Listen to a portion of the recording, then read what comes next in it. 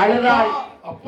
ஆனா இளையவருமாள் போனால் சொன்னார் மூடுங்கள், மண்ணலி போட்டு மூடுங்காரு. துர்க்கை சொல்லுகிறாள், அப்பா நான் வருமாவும் அறியல, எனக்கு என்ன நடந்தது தெரியலையப்பா. ஆனால் சாபத்தை கொடுத்தார். அப்பா 7 பிறவைக்கும்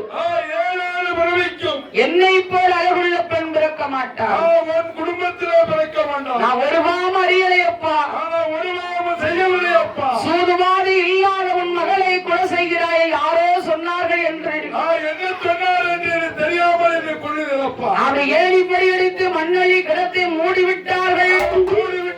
மூச்சு திணறி மாலுகிற